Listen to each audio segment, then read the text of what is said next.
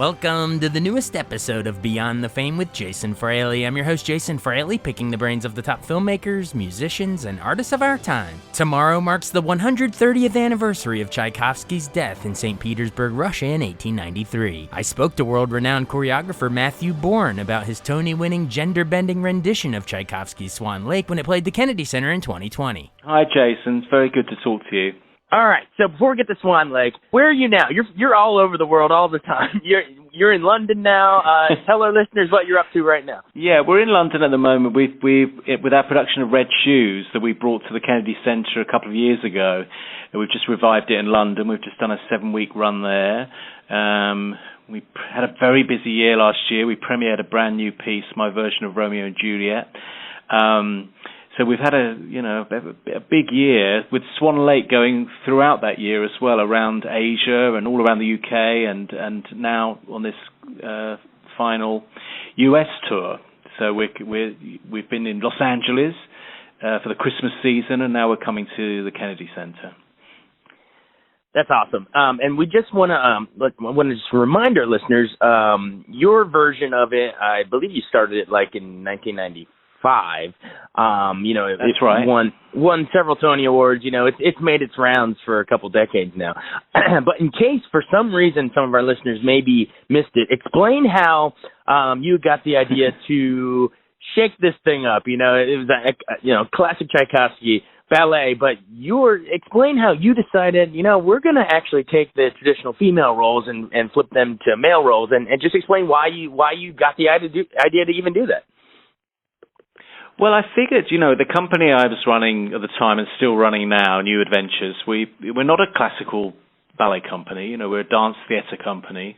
So if we were going to do Swan Lake at all, we needed to do it in our own way, in a different way, and there are enough classical versions around, a lot of them very good. And so I thought if I was going to do it at all, I needed something very different. So the idea of male swans seemed like a great approach to something that's very familiar to people, and it kind of threw up so many interesting psychological things, along with it being such an iconic piece, and casting men instead of women as the swans was attention grabbing in many ways, but it was also fascinating for the story, of a prince who can't love who he wants to love, which is, again, very contemporary in its theme. So even at the time, and even now, it's a very contemporary idea, that figure who's just looking for love, a young person who's looking for love. So it's a very universal piece as well. Absolutely, and that's sort of how you changed it up a little bit, but don't worry, what elements the beloved elements of Swan Lake still remain. Of course, you still got the same story and all that stuff. Oh yeah, remind our listeners why all the things they love Tchaikovsky well. score. Yeah. Oh yeah, of course. I wouldn't do it unless I loved the music. And the music is the script for me in many ways. Tchaikovsky wrote the most amazing music to dance to, but also to tell stories to. He was very dramatic in his storytelling through music, which suits me down to the ground because I'm a storyteller. The other thing that people often say about the piece is that it's all male, and it's not actually. It's a third of the cast are women, all the other roles played by women. It's just the swans that are male. And I suppose the other thing that to put people's minds at rest a little bit is it's not a send up. It's a story that really moves people, and has done for, as you say, for a couple of decades now. It's people are often in tears at the end of this piece, as they should be in Swan Lake. The music says it all. It's incredibly powerful, tragic music at the end, and I think we rise to the occasion with these male swans, and people seem to agree. You see all the hankies come out at the end of the show, and that's very gratifying. Awesome. Tell me about the contribution of, make sure I'm saying this right, is it Les Brotherston, the sets and the costume designer? Les Brotherston, yeah. Yes. Okay. Les is the designer I've spent most of my career with. He's designed virtually all of my pieces. And Swan Lake was one of our very early collaborations, and where we really clicked. And what he's created in the show is pretty iconic. It's become so famous. That look of the male swan is almost as famous as the famous ballerina in a tutu. It's an incredible thing that we came up with together, of this kind of creature that looks, I suppose, a combination of a man, a bird, and an animal. It's a real sort of mixture of things.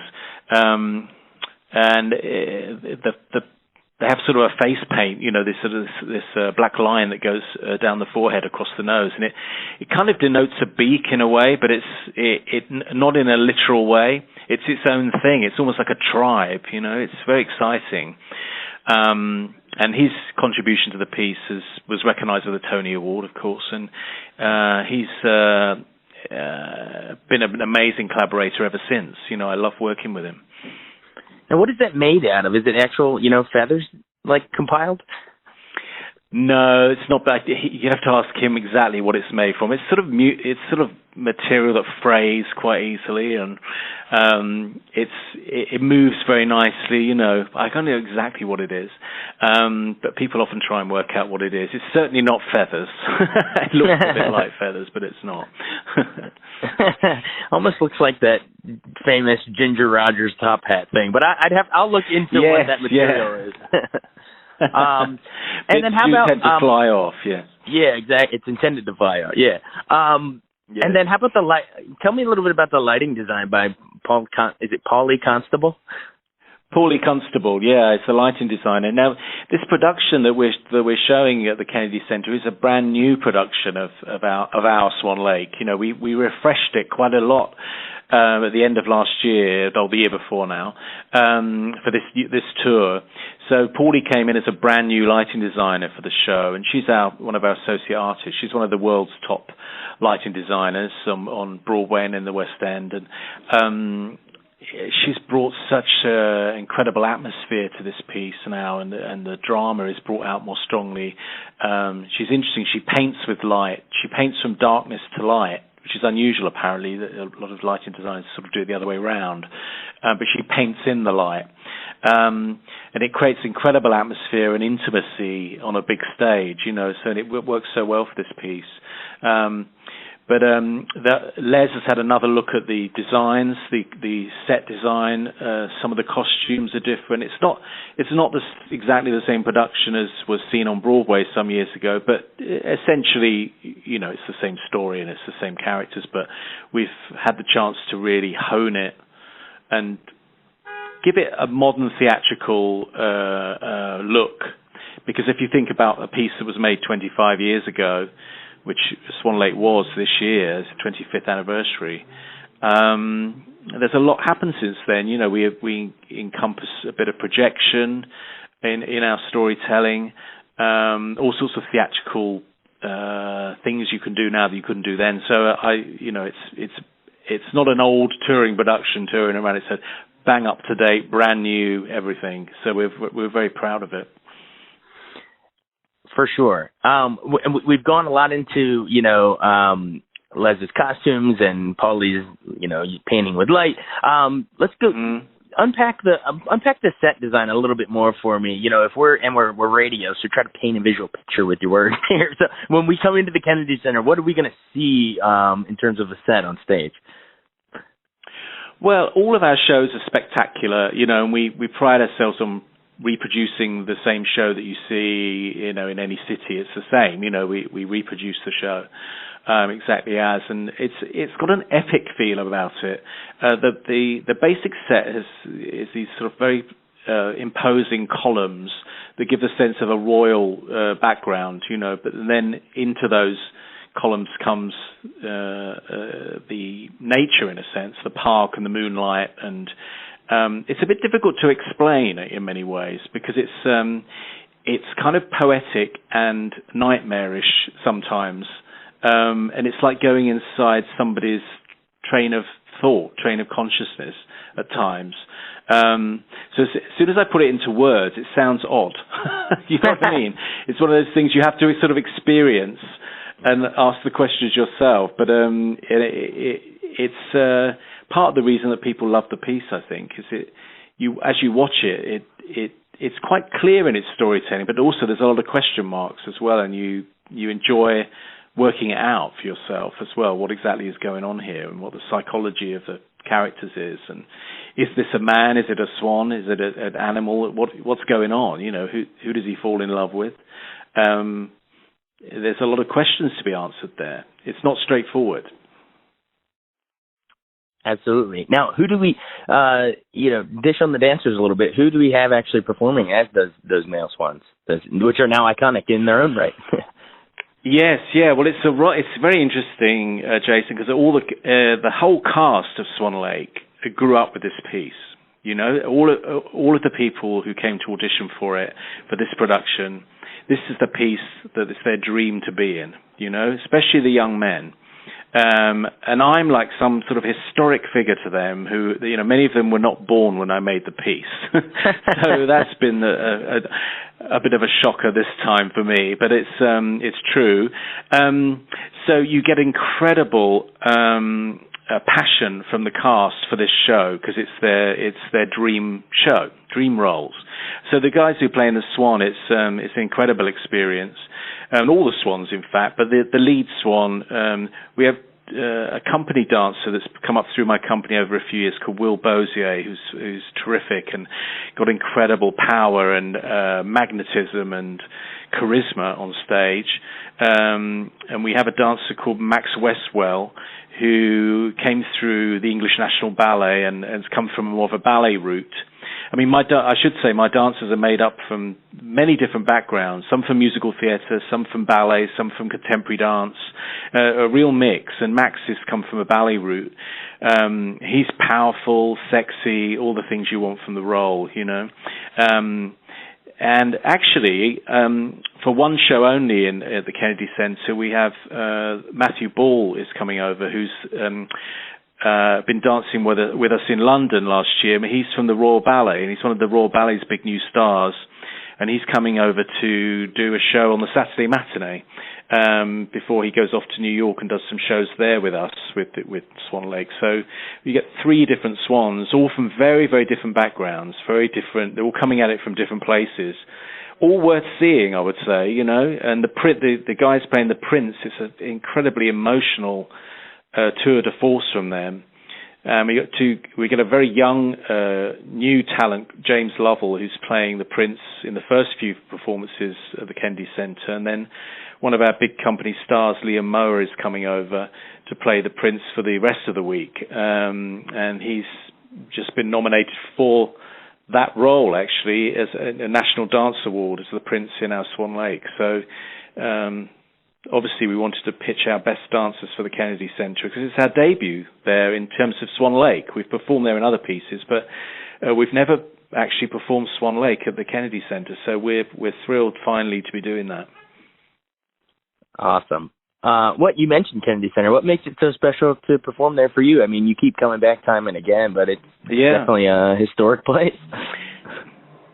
It's difficult to explain, I guess, when you're there, but I mean, you mention it here. It's such an iconic venue. It feels so prestigious. I feel very proud to say, we're performing at the Kennedy Center next week in Washington, D.C. It sounds amazing, and when you arrive there, of course, it's the most impressive, daunting even building, to arrive at. It's spectacular. So, we just love that we have this relationship with audiences there who've got to know and like our work over a few years, and we just hope we can keep bringing new pieces to the audience there. Very appreciative audience of our work, I find, and so it's when you get that connection, you want it to keep growing, So we've got a lovely relationship with everyone at the Kennedy Center and with the amazing audiences that we get. Go a little more into the music itself, Tchaikovsky. It's so iconic, and I mean, there's something like why it's something so haunting, almost hypnotic. It's like some circular feel that sounds to the way the music unfolds, and it kind of wraps us into this vortex. But explain what makes it so hypnotic. Well, it's contradictory, actually, the music of Tchaikovsky, because on one level, you've got the most melodious, beautiful music that you could actually put lyrics to, and it would be a great musical. You know, you come out humming the songs. Every piece has got a melody that you just sticks with you. On the other side of Tchaikovsky, you've got a very troubled man who's conflicted in his life and his sexuality, and was not always successful artistically in his day. And that comes across in the music as well, incredible power and conflict and emotion. Put all those things together, you know, you've got a winner. It's what everyone wants from a piece and a production that uses that music. It's so much to play with. You know, it gives you all the emotions that you need, as well as wit as well. You know, everything is there. And that's why I've done all the Tchaikovsky ballets. I've done all three of them, and loved doing them, each one of them, and reinterpreting, in a way, what I hear in that music. Because for me, they're all very famous ballets, as you know, and they're done many times. One of the problems for a dance fan like myself is to try and wipe away those images I have in my head of the piece. So I have to listen to the music to hear what else might be in it and what I can find in it. Because I don't want to just impose things onto the music. I'm very reverential when it comes to the music. And that's the thing I respect, I think, more than anything. And so it's always a challenge, but a sort of really enjoyable challenge to take that music and that really makes you want to dance as well, but also makes you want to tell a great story. For sure. And it's hard to believe it's been, over 20 years, but if you can remember, what was it like sitting there on Tony night and hearing it, I guess, called 3 times, winning 3 times? Well, Tony night was crazy. I mean, for a start, the show had closed, okay? So Swan Lake had been on for about 3 or 4 months, which for a dance piece is pretty damn good. But we weren't expecting to win anything because, as you know, sometimes the Tonys are more likely to go to shows that are currently playing to support the shows. So we thought, it's nice to be here, but we're not going to win anything. But then we did, and I think I got the very first award of the evening, which was for choreography, which is the one I was secretly hoping I might get, because I thought I might have a chance with that one. And it was presented by my friend Alan Cumming, who's always been a very good friend of mine. We started our careers together at the RSC. And he was the presenter. So it was a lovely thing, to have Alan present this award to me. It was just very special. And then I thought I would relax for the evening, and it was amazing to have won a Tony Award. And then I got another one, the director one, which I really wasn't expecting at all. And I come face to face when I'm making my speech with Hal Prince, who was also nominated, and he wasn't looking very happy, I have to say. And he was directly in my eye line. And I should tell you, cut to years later, like 20 years later, I actually finally met Hal Prince. Somebody introduced us, and he just looked at me and said, "You're the guy who stole my Tony Award." So he'd never forgotten it, But he was lovely about it, of course, But, it was a complete thrill and one of the great memorable nights of my life, really. And it was so lovely that my parents were there to see it. I managed to get them over for the Tony Awards, and they were both there. So that was a lovely thing. Awesome. Well, that was 20 years ago. Now, flash forward, just sort of in closing, bringing it full circle. 20 years later, what still gets you up in the morning to do this piece? Some people might have had the success all that long ago and then just, hung it up and moved on to something else. Of course, you have moved on to a ton of other things. Mary Poppins, Red Shoes, everything, Cinderella. Yeah. But what about this still inspires you all these years later, Well, I still feel great about it. I would probably feel not so great about it if I'd never had another successful piece, you know. It would be like, okay, one-hit wonder, you know. That was always a worry. The fact of had, you know, like the company's got 12 full-length pieces now that we tour and, you know, that we revive, and is great. And I love reviving work. So you say I never get bored with the pieces. They're never around all the time. So Swan Lake, we'll put it to bed this year once it finishes in the American tour for probably 4 or 5 years. You know, it's not around all the time, and when it comes back it'll be fresh again for me.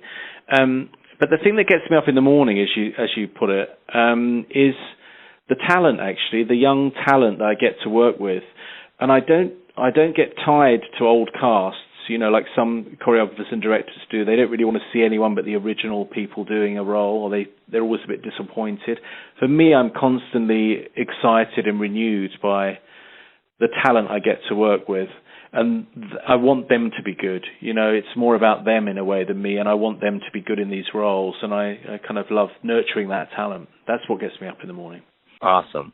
Well, thank you so much for joining us. You've been really generous with your time. We'll let you get back at it over there in London with the Red Shoes. But just reminding everybody, again, this is Matthew Bourne's new adventures, Swan Lake, coming to the Kennedy Center. Thank you so much. It's an honor to talk with you finally.